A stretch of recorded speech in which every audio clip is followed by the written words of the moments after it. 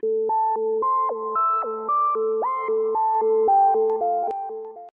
know, in additively manufacturing resin parts, it's all about imparting energy into a polymer bed or a polymer filament, melting it and fusing it again into the desired shape that you want. Now I'm with Blake Teipel, who's president and CTO of Additive. Blake, I understand that you have a technology here which is radically different from anything that we've thought of in the past when making resin 3D printed parts. Yeah, that's entirely right. What Additive has done is re-engineer the physics inside the printer for the first time in 30 years. Our electric welding technology fuses the individual layers in the printed part together in the printer as the part's being built. No post-processing, no afterwork. You pull it off the printer and it's ready to go. Joe, no post-processing here. How do you achieve that? Yeah, what we do is we take a conventional monofilament and we coat it with a thin film layer of carbon nanotube composite. We print the part with that multi-layered filament and we build the part up layer by layer, just like any FDM printed part would be built.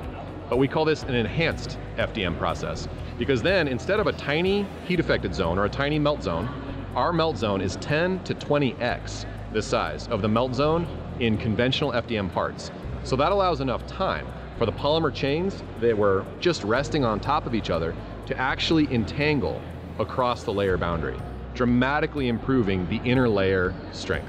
So you have polymer chain migration across the boundary. Our technology is not a two-part cure. It's not polymer chain extension or anything like that.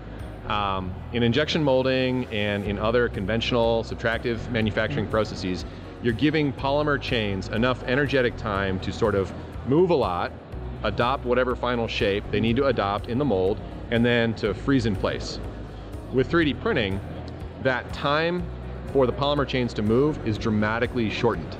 So this causes a poor bond in between the layers of the printed part.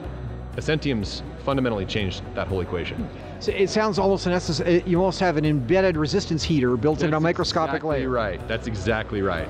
Our embedded carbon nanotube composites, just at that inner layer interface, heat up rapidly in the presence of the electric current, and that heating event causes those polymer chains to get the energy they need to entangle with each other.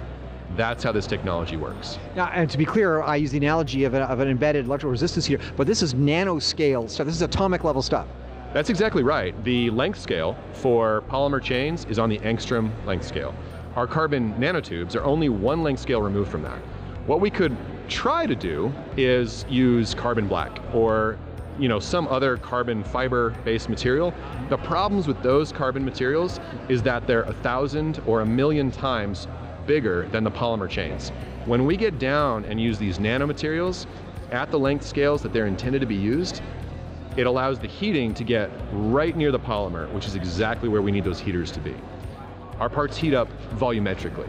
It's not a surface treatment. It's not, sort of a post. Again, it's not a post process. It's a volumetric heating event that takes place as the part's being built up, layer by layer. You mentioned an advantage of a lack of a need to post-process at the back end. Is it slower to build the part, or any price to pay for this? No. The beauty of this process is that since you're applying that plasma in sort of a halo type applicator around the nozzle in the printer, you are preheating and you are post-heating. Everywhere the nozzle goes, you get that larger heat affected zone. So you don't have a longer period of time that you need, and the part is ready as soon as that printing process is completed. And what sort of bulk resin or base resin materials can we work with this? Commodity polymers, engineering resins? Certainly engineering resins. Yep. The market, it's really interesting. There's been a lot of activity in the additive space for sort of these mid-market resins, we call them, like the copolyesters, right? PLAs, PETGs, PCTGs, other kind of mid-market resins. But what we're seeing a lot of interest for is a bimodal distribution for commodity type resins, olefins, vinyls, things of that nature that are used widely in the industrial marketplace. And then the other end of that distribution is these super exotic polymers.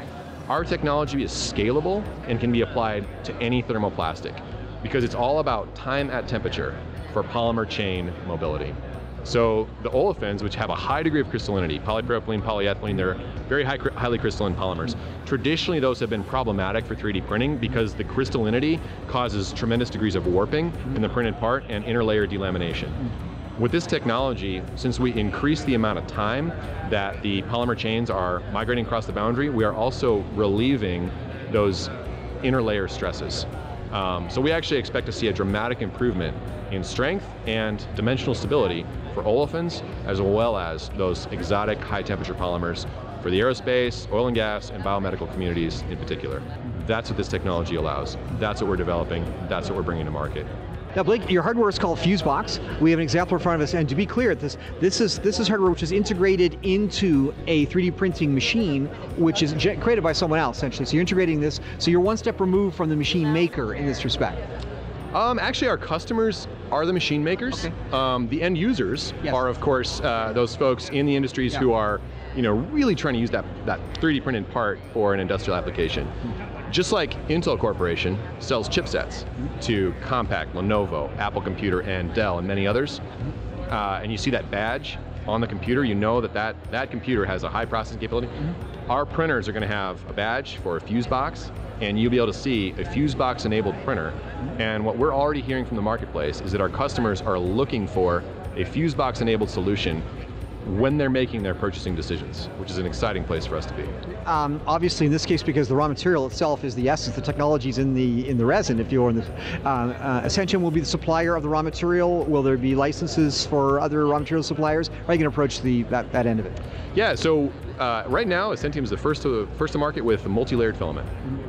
Eventually, though, we do expect to see additional supply channels and additional suppliers opening up globally for multi-layered filament supply. Ascentium is actually in a partnership with BASF Corporation to access all of BASF's performance materials portfolio that could be applied for industrial printing opportunities. And we're actually co-developing new materials together to bring functional solutions to the marketplace. So you're going to see a lot of really exciting solutions coming forward in the marketplace very soon. Carbon nanotube jacketed resin 3D printing, a completely new concept in additive manufacturing of resins, says Blake Teipel of Ascentium.